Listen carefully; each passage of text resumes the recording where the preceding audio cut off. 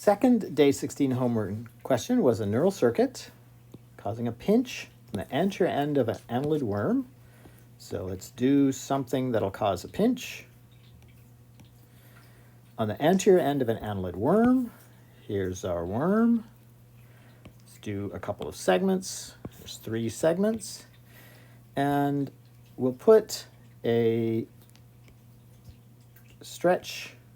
bunch of stretch channels on the dendrites of neuron A. This is a sensory neuron, because that will detect the pressure of a pinch. Could also be a chemoreceptor. We could use a G protein coupled chemoreceptor binding some molecule that should normally only be in cells but is released upon bruising from the pinch. In this case, we're going to do A as a sensory neuron. I'm going to send it to an interneuron, call it B. And then B, I'm going to send into the first segment where I want to cause retraction. It's retraction, so I want to use longitudinal muscles. And I'm going to need a motor neuron, at least one, that sends an axon branching. Remember, only one axon per cell. So if I want to go to 2 cells, I need these branch points. We'll call these C and D. And I need to get from B, my interneuron. I could do it 2 ways. One is I could just go straight to it.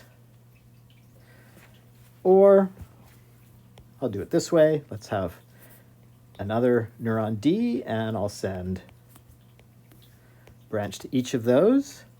And then I'll also send a branch to the next segment. Here's E, a couple of branches out to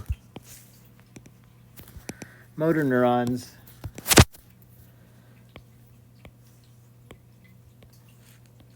for longitudinal muscles. And now we check, does it work? We have 1, we'll do this in color. We have 1, the pinch. 2, we open stretch channels. 3, that gets us action potentials in A. 4, action potentials in B. 5, action potentials in D. 6, action potentials in B and I think this was supposed to be E. But anyway, action potential in these 2. 7, these contract. And at the same time as I've got 6 here, the action potential would also be getting to here, also 6 and 7. So slight delay, just enough time for those to happen, for the extra neurons to process, and then 8 contraction here. So we're going to get the stimulus, this information back, contraction here, and after just enough time for the extra action potentials and synapse, we'll get contraction here. And so the worm will pull back, get shorter and fatter, and pull away.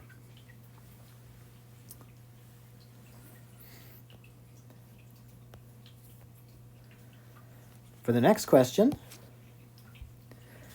we've got an invasive species of annelid worm that's currently spreading through the Northeast. It is in Virginia, where I am right now. And it's known for a reaction to a sudden touch. When it's touched, it rapidly bends to one side, forming a C. As soon as it's bent completely, it bends rapidly in the other direction. So it keeps whipping back and forth. So it's going from this to this, back and forth. And the question is, how can we do that with a command neuron causing that behavior? So with any of these problems, you can start with either the input, or you can go to the output and see if you can work your way back, or you can do both. So let's do both in this case. So I'm going to start with the input. Here's a touch. Again, I'm going to use a sensory neuron that has stretch channels. And so here is the touch. Here's my finger. And then I'm going to send that to an interneuron, but I don't know what I'm going to do with that interneuron yet. I'll call it A. Then the output, what do I want to happen? Well, I need it to bend in this direction into a C, and then in this direction. So for bending, I need longitudinal muscles. So I'm going to draw some longitudinal muscles here. Of course, a real worm would have segments, and there'd be more of them. But if I can do it for 3, I could do it for more. I definitely am going to need a motor neuron to control them, at least one. So I'll do a motor neuron here. We'll call it B. It's a motor neuron. And I'm going to have an axon going out here, another branch to this, and a branch back to this, to the first muscle cell. Here's another one. We'll call this one C, another motor neuron on the other side. And now I know that if I contract these, when they get shorter, that's going to bend my worm in this direction. And if I contract this lower set, when they get shorter, it's going to bend my worm in the other direction as these get shorter and fatter.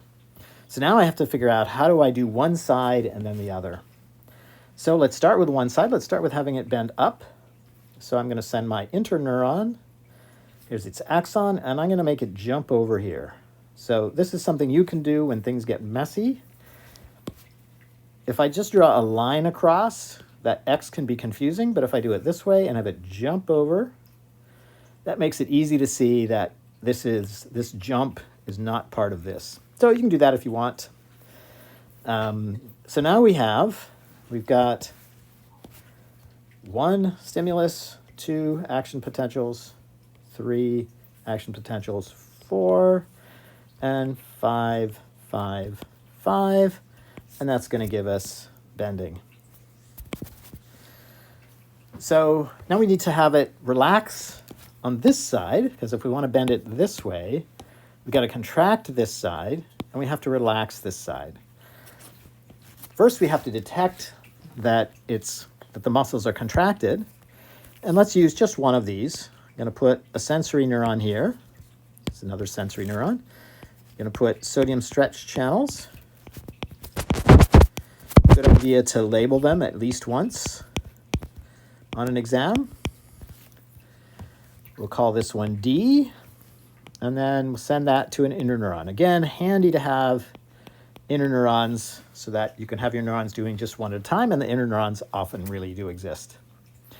So definitely our interneuron is going to stimulate C, because that is what's going to make us contract in this direction.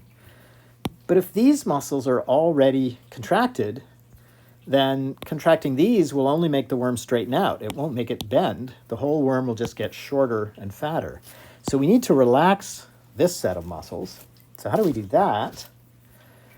Let's do a branch from here. And what I'm going to do is add an interneuron that inhibits our neuron A. I think I'm up to F in my sequence of letters. So let's take a branch, and I didn't make my branch long enough, so let's make it longer. And now E is going to do 2 things. It's going to, 1, stimulate contraction on this side, but it's also 2, at the same time, it's going to inhibit this neuron. So let's think about what happens. We've got 1, the touch, 2, action potential, 3, action potential, 4, to 5, the motor neuron causing contraction, and 6, the bending. Then once it's contracted, but not before, this stretch channel only opens when this muscle cell has contracted, so it's gotten much shorter. That then causes,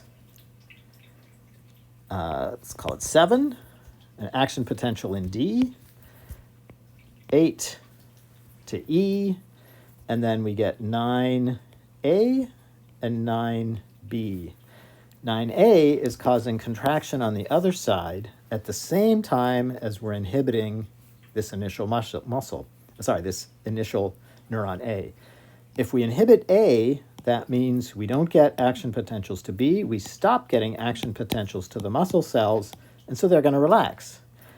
So at the same time as this side is contracting, this side is relaxing.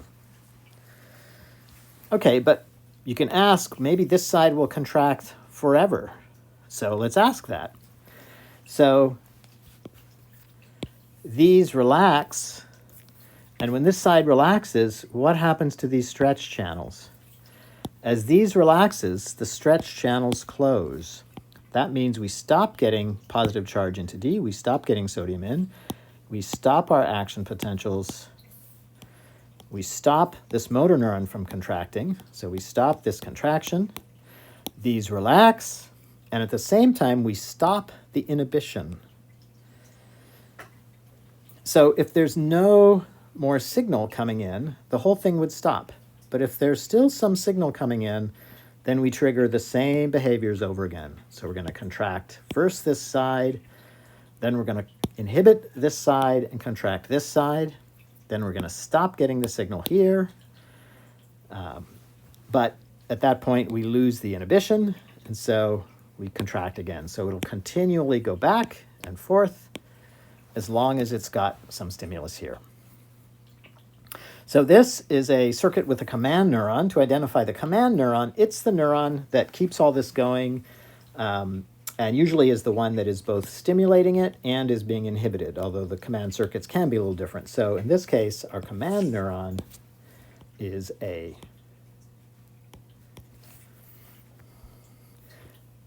There were some other ways to sketch this, and you don't necessarily have to have exactly the same interneurons that I do, but this one works.